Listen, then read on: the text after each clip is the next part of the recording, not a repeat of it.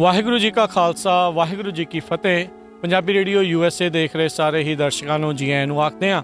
ਗੁਰਦੁਆਰਾ ਸਾਹਿਬ Stockton ਗਦਰੀ ਬਾਬਿਆਂ ਦੇ ਇਸ ਇਤਿਹਾਸਿਕ ਸਥਾਨ ਦੇ ਉੱਤੇ ਆਪਾਂ ਪਹੁੰਚ ਚੁੱਕੇ ਹਾਂ, ਜਿੱਥੇ 24ਵਾਂ ਮਹਾਨ ਨਗਰ ਕੀਰਤਨ ਉਸ ਦੇ ਸੰਬੰਧ ਦੇ ਵਿੱਚ ਸਮਾਗਮ ਪਿਛਲੇ ਕਈ ਦਿਨਾਂ ਤੋਂ ਚੱਲ ਰਹੇ ਆ। ਅੱਜ ਜਿਹੜੇ ਆ ਭਰਵਾਂ ਇਕੱਠ ਸੰਗਤਾਂ ਦਾ ਆਪਾਂ ਇੱਥੇ ਦੇਖ ਰਹੇ ਹਾਂ। ਕੱਲ੍ਹ ਨੂੰ ਨਗਰ ਕੀਰਤਨ ਐਤਵਾਰ ਨੂੰ ਜਿਹੜਾ ਇੱਥੇ ਸਜਾਇਆ ਜਾਣਾ ਆ।